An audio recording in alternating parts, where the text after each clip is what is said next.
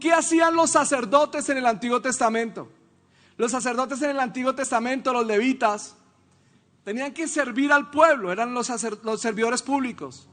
Y había una familia de sacerdotes que eran los únicos que se entendían con los sacrificios y todo eso para que la gente se pudiera conectar con Dios. ¿Sabes quién está hoy en la tierra como sacerdote para que la gente se pueda conectar con Dios? Nosotros. Oremos. Padre, gracias por Colombia. Levantamos una oración por Colombia, esta nación que amamos, Señor. Amamos con todo el corazón porque nos pusiste aquí, nos plantaste aquí, Señor. Es el lugar de bendición para nosotros, nuestra patria. Hoy la levantamos en oración. Te clamamos, Señor, para que cese la violencia, cese la maldad, para que avance tu verdad. Levante sus manos y diga conmigo: Colombia no le pertenece a los violentos. Colombia no le pertenece a los ladrones. Colombia no le pertenece al narcotráfico. Colombia no le pertenece a los corruptos. Colombia no le pertenece a ninguna persona. Colombia le pertenece a Jesucristo. Él es el Señor de Colombia. Decláralo en el nombre de Jesús. Tú eres el Señor de Colombia.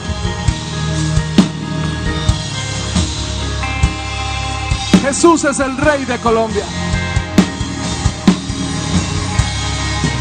Y Él es la respuesta. Gracias, Señor. Amén y amén. Gloria a Dios.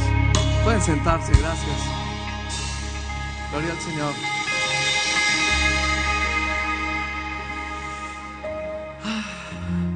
¿Cómo andamos? ¿Qué tal estuvo esta semana? ¿Bien? El domingo pasado hablábamos 5 recomendaciones para ser un revolucionario a la manera de Jesús, ¿recuerdan? Y entre otras cosas decíamos no juzgar a otros, dedicarnos a cambiar nosotros mismos, ¿recuerdan o no? ¿Y cómo nos fue con esa palabra esta semana? ¿Le sembramos bondad a alguien esta semana? Muy bien. Esta mañana quiero como plantar algo y que lo voy a terminar el próximo domingo igual, pero quiero plantar algo basado en la primera carta de Pedro, que es una carta muy bella, escrita en medio de la gran persecución que Nerón hizo a la iglesia. Nerón fue un emperador muy malo, loco, desquiciado. Entre otras cosas, por ejemplo, en la ciudad de Roma, fue ubicando a los cristianos como una especie de gueto. Solo podían vivir ahí con condiciones como ciudadanos de segunda categoría. Los ciudadanos romanos que se convertían en cristianos los empezó a tratar como, les quitales privilegios y cosas. Y llegó un momento en donde a él se le ocurre una idea tremenda, y es: la gente ya no se divierte con el circo, la gente necesita otra cosa para divertirse. Entonces, ¿qué puedo hacer? Y se inventó esta idea: ¿por qué no hacemos un parque especial en donde la atracción principal del parque va a ser una imagen mía que todo el mundo tendrá que adorar? Pero no había espacio para un parque de ese estilo, así que a él se le ocurre esta idea: ¿y si quemamos toda la zona en donde están los cristianos? Les expropiamos esa tierra, quemamos esa zona y después le echamos la culpa a los cristianos de que ellos incendiaron la ciudad, y entonces los perseguimos y los matamos. De esa forma matamos un pájaro con 5 tiros.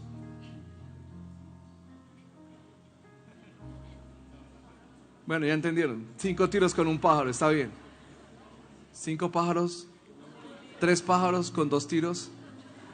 Bueno, en fin, ya me entendieron, ¿cierto? Sacamos a los cristianos, les echamos la culpa, los convertimos en enemigos públicos, y entonces nosotros quemamos la ciudad.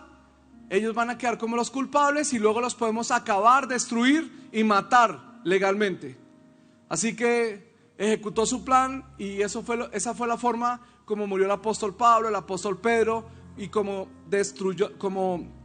en aquellos días destruyeron inclusive la ciudad de Jerusalén basados en estas ideas de Nerón. Dígale al que está al lado, qué lindo dictador, ¿no es verdad? Yo creo que no hemos visto algo así en nuestros tiempos. Yo creo que no hemos visto algo así en nuestros tiempos. ¿O sí? Algo así no lo hemos visto en nuestros tiempos. Alguien que queme toda una ciudad para echar la culpa a los cristianos. Yo no sé de algo así en nuestros tiempos. La pregunta es, ¿qué deben hacer los cristianos en un tiempo como ese? Entonces Pedro escribe su carta para decir a los cristianos cómo vivir en medio de una persecución o de una situación tan tensa, tan delicada como esa que se está viviendo. Bueno, el capítulo 1, si lo resumo de una forma, es que dice que tenemos que ser santos. No importa que haya persecución, tenemos que ser santos. ¿Y por qué? Porque es que somos santos. ¿Sabe? Hay una visión equivocada del cristiano y es la visión religiosa. La visión religiosa del cristiano es que es un pecador en proceso de santificación, o por decirlo de otra forma, es que es como un trapo sucio que poco a poco se está limpiando para llegar a ser limpio, ¿no es verdad? Que a llegar a ser como blanco.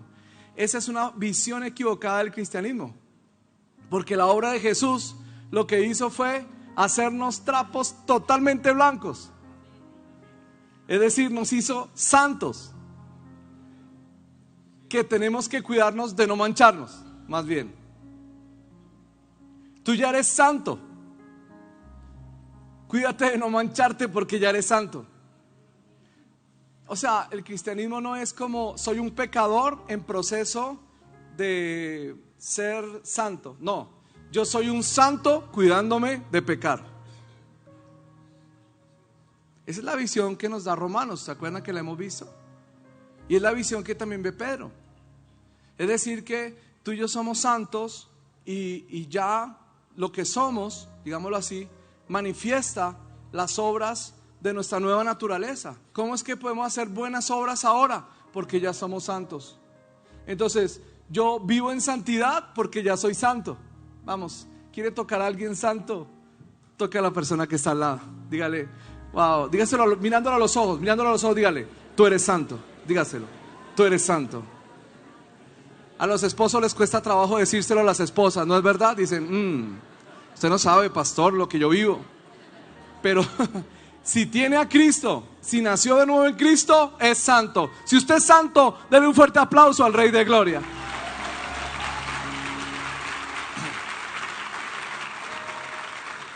Así que el capítulo 1 es un capítulo en donde lo establecido es que tenemos que ser santos o vivir expresando esa santidad, porque ya eso es lo que somos, porque es el Padre al que pertenecemos, porque nuestro Padre es santo y Él nos ha transmitido esa naturaleza de santidad. Así que ahora vivimos en esa santidad. Yo soy santo porque mi Padre es santo, soy de la misma naturaleza de mi Padre. Amén. Muy bien. En el segundo capítulo, entonces Él empieza a expresar algunas ideas. Yo lo he tratado de titular de esta forma: ¿cómo vivir ahora que soy nacido de nuevo? ¿Qué debe pasar o qué debo entender en mi vida ahora que soy nacido de nuevo? Yo tengo aquí 5 puntos, de los cuales voy a dar 3 hoy y 2 el próximo domingo. ¿Cómo vivir ahora que he nacido de nuevo? ¿Cuál debe ser mi estilo de vida? Por ejemplo, me pregunto, ¿cómo me nutro ahora que soy nacido de nuevo? ¿Qué soy? Hay unas comparaciones acá. ¿Qué soy ahora? ¿Cómo me edifico? ¿Cómo debo servir? ¿Cómo me debo comportar frente al gobierno civil? ¿Cómo me debo comportar en la vida diaria ahora que soy nacido de nuevo? ¿Qué es lo que debería fluir de mí? Esas respuestas están en este capítulo, pero vamos a ver 3 hoy y vamos a ver 2 el domingo entrante. Sé que el Señor nos va a bendecir con esta palabra. Me bendijo a mí, yo sé que cuando me bendice a mí, nos bendice a todos. Amén. Muy bien. Entonces, la primera comparación, y que responde un poco la pregunta, es ¿cómo me nutro ahora que soy nacido de nuevo, que ya soy santo? ¿Cómo me nutro? Y el versículo 1 al 3 lo responde, dice así: desechando pues toda malicia, todo engaño, hipocresía, envidias y todas las detracciones, desead como niños recién nacidos la leche espiritual no adulterada, para que por ella crezcáis para salvación, si es que habéis gustado la benignidad del Señor. Noten que está diciendo que las personas que ya gustaron de la benignidad del Señor, es decir, de la bondad de Dios, ahora hacen dos cosas. Una, desechan todo lo que no proviene de Dios. O sea, ya ellos empiezan a identificar poco a poco, esto no tiene que ver con mi nueva naturaleza, lo desecho. La hipocresía ya no tiene que ver con mi nueva naturaleza, lo desecho. Es natural, es lo normal que debe fluir. Pero la otra cosa natural que debe fluir es un ardor, un deseo, una pasión, un hambre por tomar leche. Es como un bebecito, es decir, la comparación aquí es un niño recién nacido. Es la comparación que usa Pedro con nosotros ahora. Notan que hay muchas comparaciones en la Biblia. Por ejemplo, nos compara con un pastor y unas ovejas. Nos compara con una familia de un padre con sus hijos. Nos compara como un cuerpo en que Cristo es la cabeza y nosotros somos el cuerpo. Nos compara de muchas formas. Aquí nos está comparando con niños recién nacidos. ¿En qué sentido? En que todo niño recién nacido que está sano va a desear con todo el corazón leche espiritual, leche. ¿Qué pasa con un niño que recién nacido no desea leche? Una de dos, o está enfermito, o no ha nacido, o está muerto. O sea, creo que la idea que está expresando aquí Pedro es, hey, todo recién nacido debe tomar leche, y por eso es raro que a una persona toque rogarle que lea la Biblia, que toque rogarle que ore, que toque rogarle que se alimente, que toque decirle, hey, por favor, nútrete, que tienes que... O sea, si toca rogarle, si toca inducírselo, es tal vez que no ha nacido. Pero todo el que ha nacido lo anhela, lo llora, clama cuando no lo tiene. Entonces, digamos que la persona nacida de nuevo se nutre permanentemente con la palabra, se nutre permanentemente con la oración, no como ritos religiosos. Hay personas que dicen, a ver, voy a hacer mi rito de hoy, agarran cualquier palabra, Señora, ¿qué quieres que me dedique? Prum, le cae en el versículo ese que dice, para mí el morir es ganancia, y dice, bueno, Señor, voy a dedicar entonces a crear una funeraria, ¿sí? O esa persona que dice, para mí es más bienaventurado dar que recibir, voy a ser boxeador, ya sé, o sea, eso no es la idea, no es como esa idea religiosa de voy a leer este pedazo para que me vaya bien, no, es que tienes tanta sed, tanta hambre que no puedes parar, quieres más, quieres saber más, quieres entender más. Eso es lo natural de una persona nacida de nuevo. Lo antinatural es lo contrario. Entonces, como que los cristianos, los nacidos de nuevo, deberíamos estar en esa hambre permanente de comer de Él, de su palabra, de la oración. Amén. ¿Por qué los veo como tan? ¿Es verdad o no es verdad? ¿Es lógico o no lógico? Si un bebé nació, debe tomar leche. Ahora, ¿eso qué me mueve? ¿Qué me hace pensar? Que hay mucha gente que tal vez no ha nacido o necesita algo, tal vez está enfermo, algo necesita porque no está tomando, ¿no? No es para que lo juzgues, es para que lo ayudes, es para que lo abraces, es para que lo lleves tal vez al nuevo nacimiento, le hables de Cristo, le hables del amor de Dios. Amén, pero si usted ya nació de nuevo y está tomando esa leche, dele un fuerte aplauso al Rey de Gloria. Muy bien. Entonces, esta primera comparación nos hace meditar que tenemos que estar nutridos. ¿Sabe por qué es tan importante estar nutridos? Porque como estamos en un mundo adverso, un mundo que nos quiere alimentar con cosas diferentes, con formas de pensar diferentes, el que no se nutre bien con la palabra se lo come en vivo en esta sociedad. Usted, por ejemplo, llega a la universidad así desnutrido, sin comer Biblia, sin entender, sin tener claras las respuestas. Y lo agarra, por ejemplo, un evolucionista, lo agarra un ateo y lo vuelve naco con sus argumentos. Usted no tiene ni idea qué decir, porque está desnutrido. Cuando llega esa propuesta, mire, una persona me decía lo siguiente, me decía que entre algunos políticos, para convencerlos de que firmen un proyecto, es posible que a ese político le pueda llegar una chica, una reina de belleza, y le diga: mira, me pagaron para que te atienda 2 días, pues estoy disponible para ti lo que necesites, si firmas tal proyecto. Y si en ese momento tú no estás nutrido en la palabra, si tú no estás firme con Dios,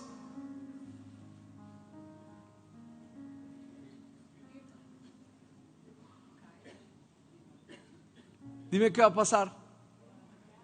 Ahora, si no acudes a esa, entonces te mandan la siguiente: plata, te ofrecen cosas, privilegios, puestos. Y si tú no estás firme con Dios, ¿qué va a pasar?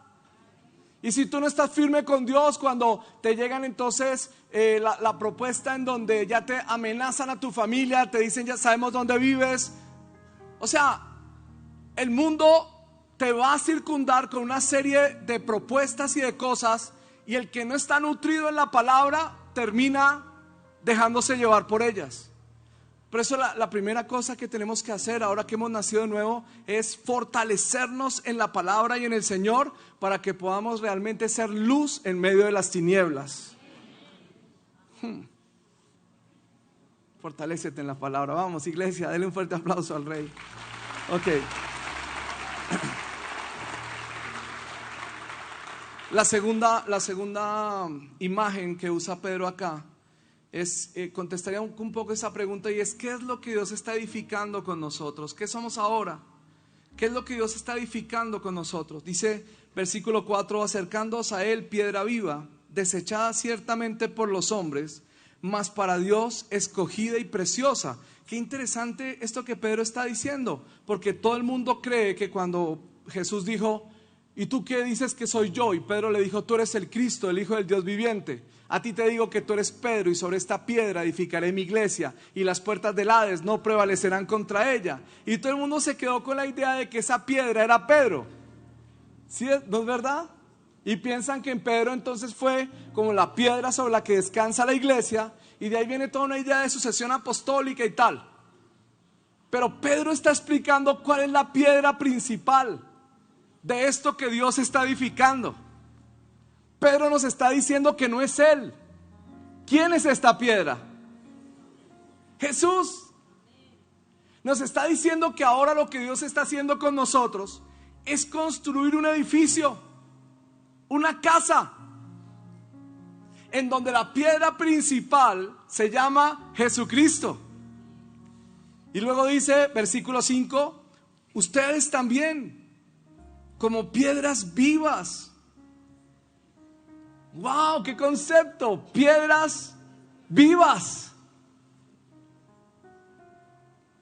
Vamos, dile a la persona que está al lado así, dile: piedras vivas. ¿Lo puedes ver?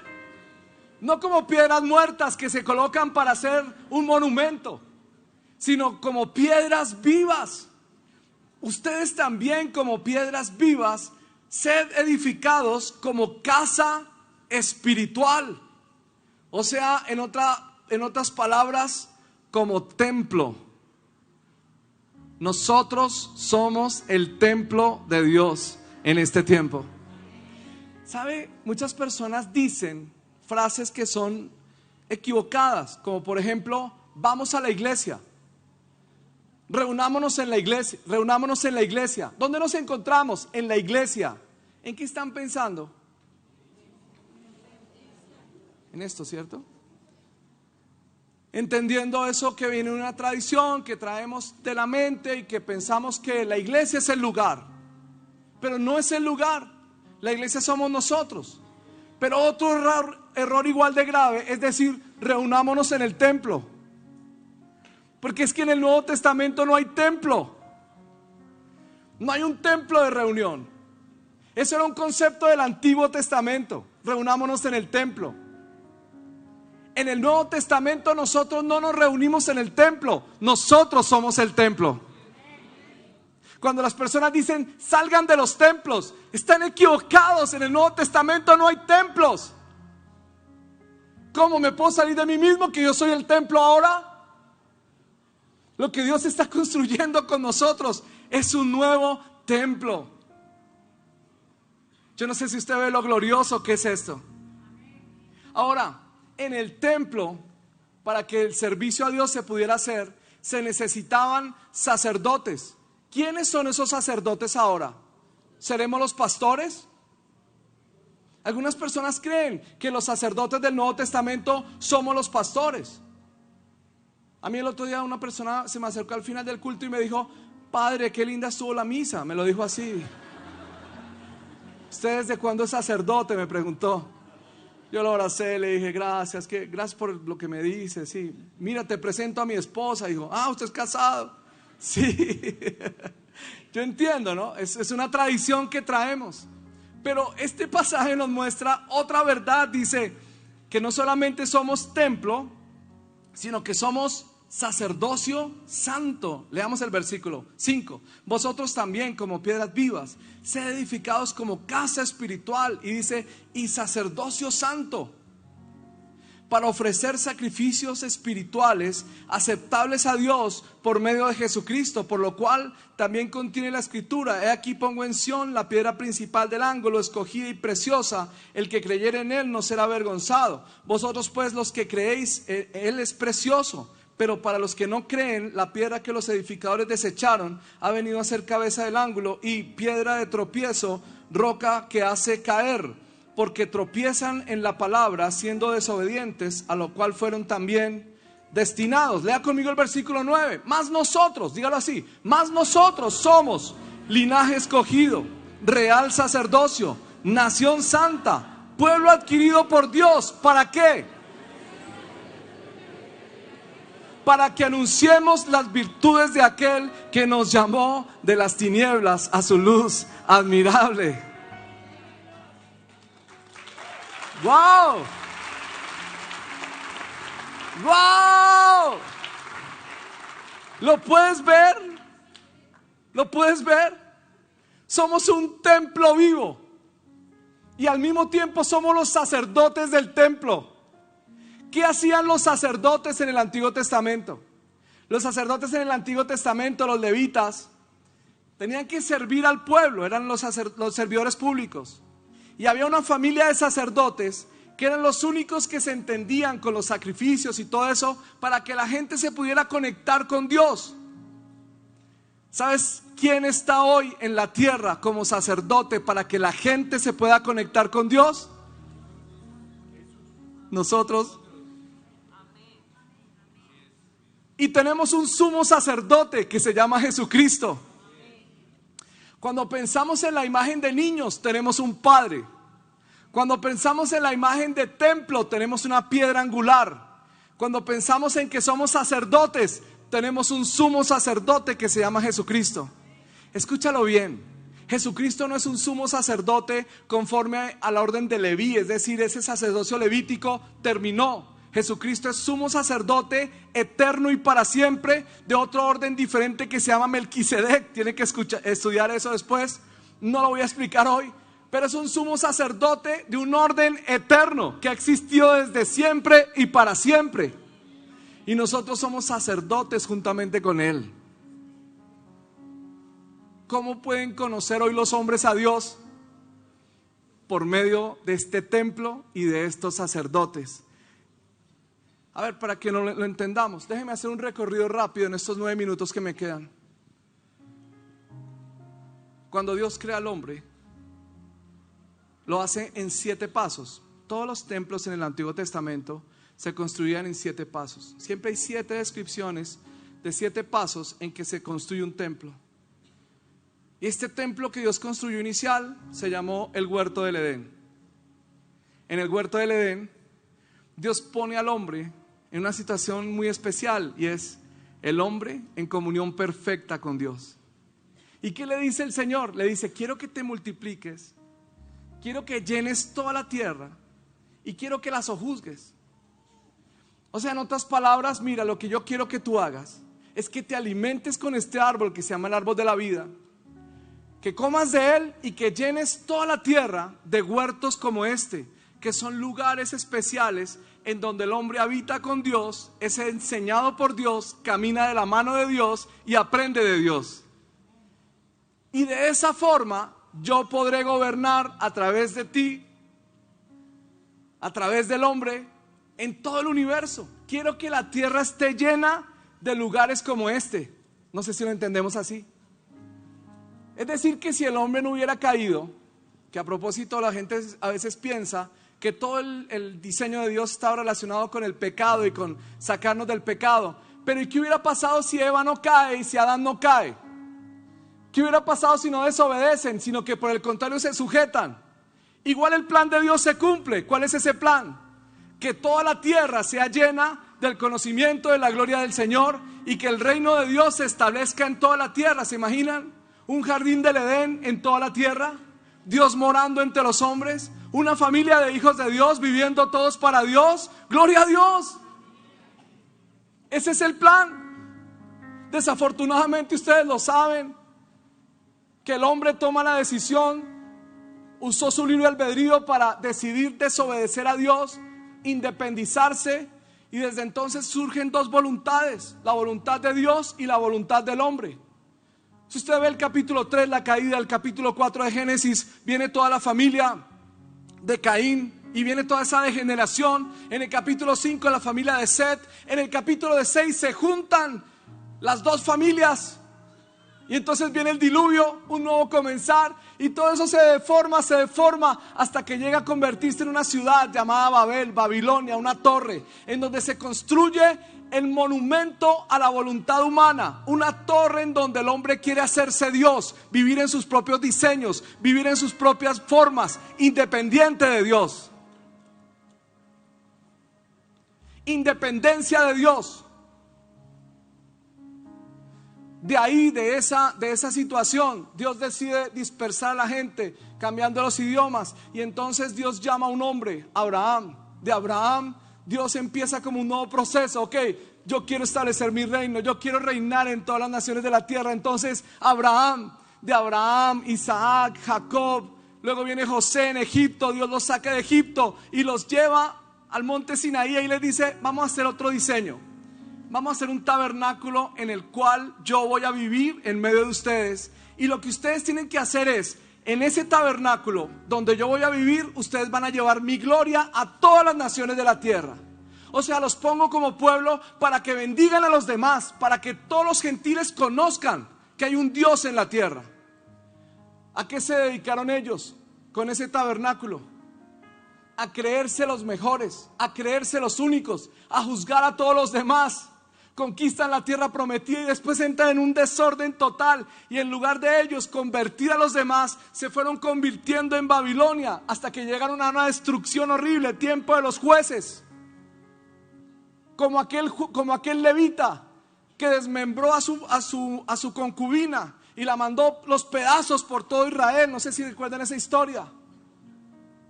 Entonces Israel, que en lugar de ser una nación santa, se vuelve una nación pecaminosa, se independiza de Dios. Y Dios de todo eso saca un hombre, David. Y con David empieza un nuevo proyecto. Ok, entonces vamos a hacer un nuevo proyecto. Vamos a construir un templo en Jerusalén. En ese templo voy a habitar. ¿Para qué? Para que mi gloria sea conocida en toda la tierra. Por eso tantos salmos dicen: te alabarán, oh Jehová, todos los reyes de la tierra. Desde ahí van a llevar mi presencia a todas las naciones. Quiero que bendigan a todas las familias de la tierra. Dedíquense a bendecirlos. ¿Y qué hacen ellos? Agarran el trono, el reinado, y se empiezan a corromper con los pecados de los demás. Empiezan a vivir para sí mismos. Empiezan a creer que todo el asunto es riquezas, prosperidad, bendición para ellos. Se olvidan de bendecir a las naciones. Y entonces Dios dice: pues me toca quitar mi cuidado. Y viene Babilonia, conquista a Jerusalén, la destruye, arrasa el templo, arrasa la ciudad y se los lleva cautivos a Babilonia. De Babilonia, Dios llama a Zorobabel, una vez más, Zorobabel, el sacerdote Josué, reconstruyan el templo.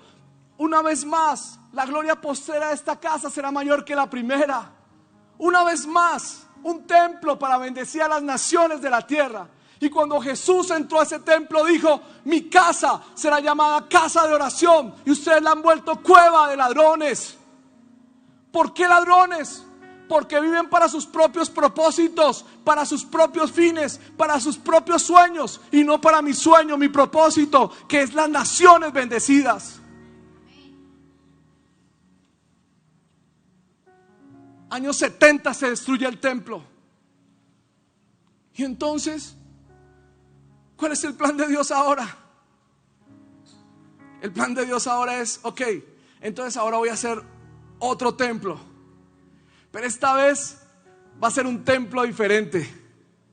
Va a ser un templo en donde la cabeza del templo va a ser Jesucristo mismo. Y ahora voy a construir este templo con piedras vivas, ya no con piedras muertas en un lugar, sino con piedras vivas. Y voy a hacer un diseño doble, porque todos juntos son un templo, y cada uno en particular también es templo. De tal manera que mi presencia va a llegar a todas las naciones de la tierra. Con este nuevo proyecto, yo sé que todas las naciones van a ser bendecidas. Mi palabra llegará hasta los confines de la tierra, y mi reino se establecerá en todas partes. Ese templo somos nosotros, la iglesia.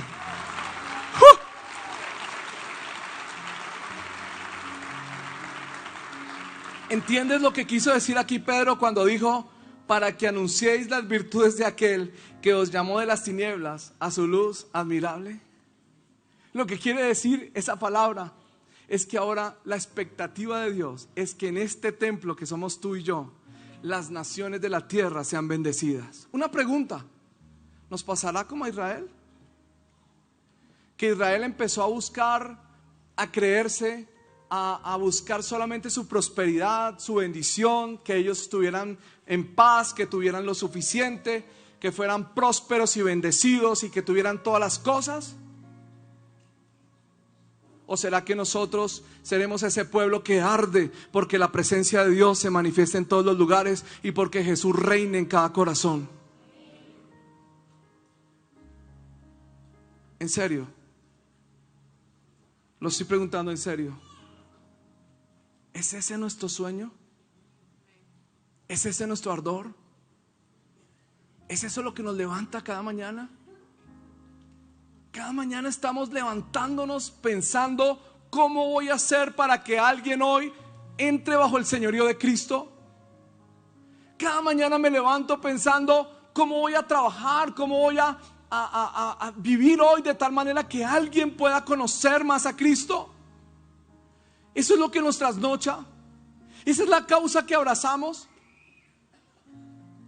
Es que entendemos nosotros que tenemos la palabra que puede traer la transformación social más grande de todos los tiempos.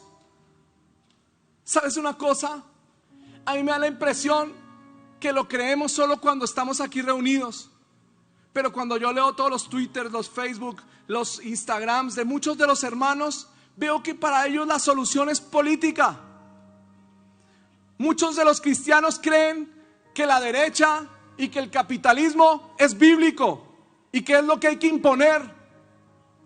Y te tengo malas noticias, porque la Biblia no defiende ni al capitalismo ni a la derecha.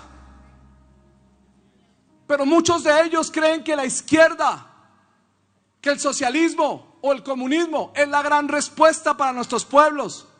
Pero te tengo malas noticias: la Biblia tampoco defiende ese sistema político. Y si dijeras que la solución es una monarquía, te tendría que decir que tampoco la Biblia apoya una monarquía. Es que en la Biblia no es de izquierda ni de derecha. La Biblia es del reino de Dios, es de arriba.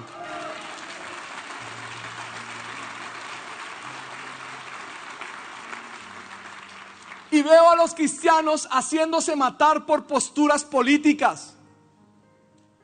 Veo a los cristianos peleándose entre ellos y acabándose entre ellos por posturas políticas. Escúcheme algo: si mi postura política va a hacer que otros se alejen de Cristo, prefiero renunciar a mi postura política antes de que otros se pierdan. Es que nuestro sueño nuestro ardor, nuestro anhelo es ver a todos los seres humanos que fueron creados por Dios para ser sus hijos a sus pies. Lo que nos levanta cada mañana, nuestra lucha, nuestra causa, la razón por la que estamos vivos, es para que las multitudes crean que hay un Salvador y un Señor. Una pregunta: ¿quién fue el que te cambió? ¿Quién fue el que te sacó de la drogadicción? Fue un candidato, con todo respeto, fue Álvaro Uribe, fue el presidente Duque, fue Santos, fue Petro. Dímelo, ¿fue él el que te cambió, el que te transformó, el que te sacó de la drogadicción, el que te sacó del alcoholismo, el que te sacó del pecado, el que te sacó del lodo cenagoso? ¿Quién fue? Dígalo fuerte, ¿quién fue? Entonces,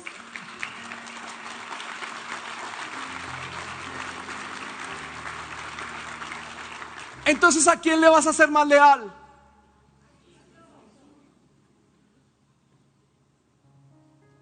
¿Por quién te vas a hacer matar? ¿Vamos a seguirnos matando unos a otros por seres humanos imperfectos, con ideas imperfectas, no reveladas por Dios? Hasta donde yo entiendo en esta escritura, nuestra cabeza del ángulo se llama Cristo y nuestro sumo sacerdote se llama Cristo, y al único que le debemos lealtad es a Cristo, y por quien debemos vivir es por Cristo, y nuestro sueño debe ser Cristo, y nuestro anhelo debe ser Cristo, y el primer lugar debe ser Cristo, y hacia donde vamos es Cristo, y de donde venimos es Cristo, y nuestra vida tiene que ser Cristo, y el centro de todo lo que hagamos tiene que ser Cristo. Es Cristo. Cristo es el que puede transformar nuestras ciudades. Cristo es el que puede cambiar las situaciones. Cristo es el que puede sanar las familias.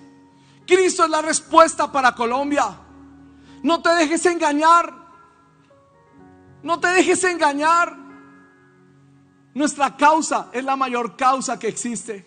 Conocer cada día más a Cristo y trabajar para que otros también lo conozcan. Es Cristo en nosotros, la esperanza de gloria. Es Cristo. Es Cristo. Si para ti un personaje político o cualquier personaje te trae más lealtad que Cristo, estás sin idolatría.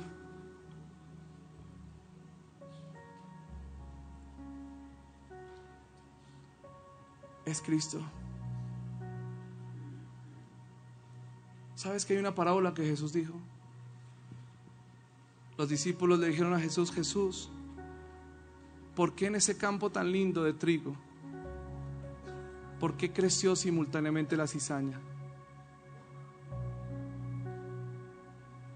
¿Y sabes cuál fue la respuesta de Jesús? Los sembradores se durmieron.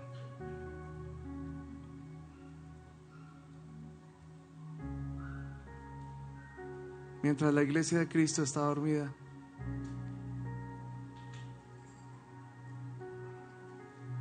hay otros sembrando cizaña.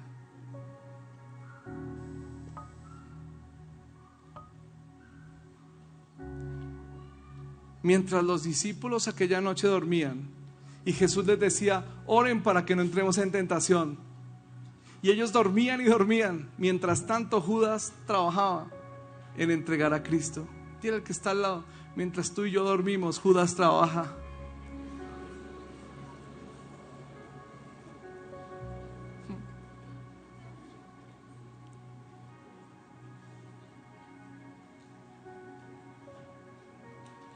Esta ciudad sería otra si la iglesia estuviera despierta y estuviéramos metidos en todas partes, si estuviéramos asumiendo nuestro rol en cada lugar. La siguiente cosa que responde Pedro es: ¿cuál debe ser la relación entre un cristiano y el gobierno civil? Y la siguiente es: ¿cómo se debe comportar un cristiano en esa nueva vida para hacer testimonio en medio de la sociedad? Y esas dos preguntas las voy a responder el próximo domingo a esta misma hora.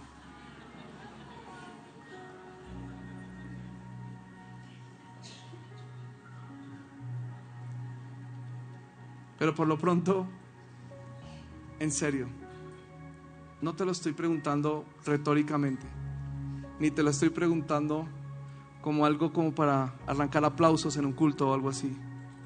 En serio. Primero, ¿eres de verdad cristiano? Si eres de verdad cristiano, ¿estás comprometido con la causa de Cristo? ¿Estamos de verdad comprometidos con la causa de Cristo?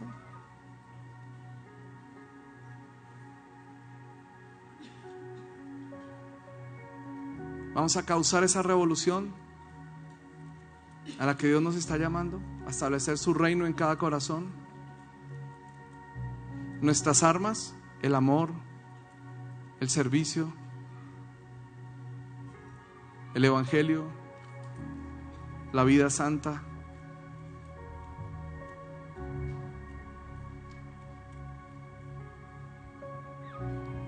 ¿Te imaginas si se convirtieran a Cristo de verdad? Nuevo nacimiento.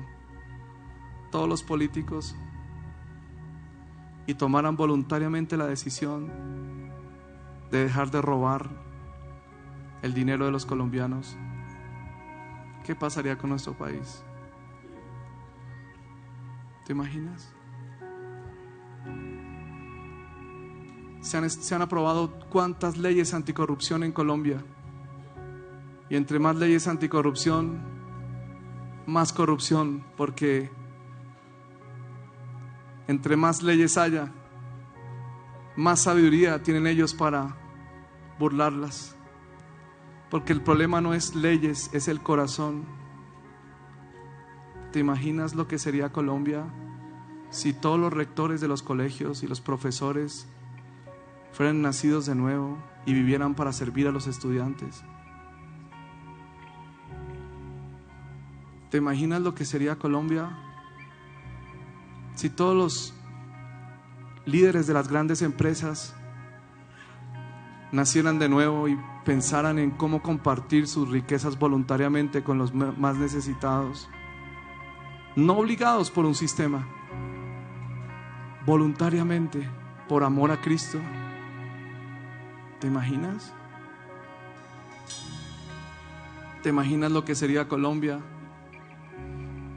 si más padres decidieran permanecer en casa, criar a sus hijos, ser ejemplo para ellos y no abandonarlos detrás de la borrachera, las mujeres, el trago, la mala vida?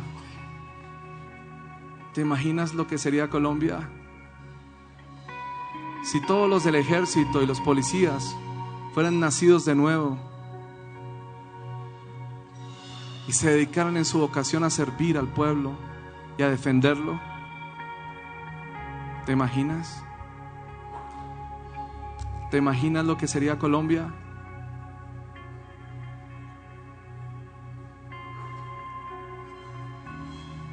¿No quisieras ver a Colombia así, iglesia? Entonces, sal del sueño y predica mi palabra, dice el Señor. Sal del sueño y predica el evangelio. Es el único mensaje que puede transformar a Colombia, porque es un mensaje que tienes que vivir y hablar. Levántate, iglesia. Vuelve a poner a Jesús en el primer lugar. Dígalo conmigo: yo pongo a Jesús en el primer lugar.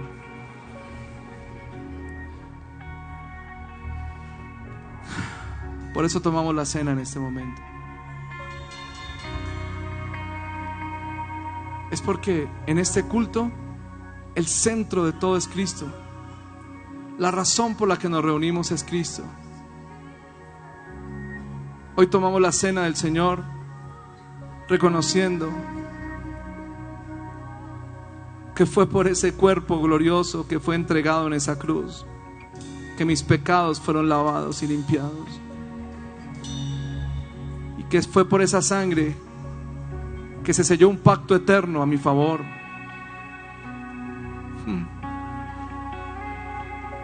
Jesús representando a los hombres para que fuera un pacto firme que nadie puede fallar. Hoy tomamos la cena en acción de gracias. Hoy tomamos la cena quitando todo ídolo de nuestro corazón.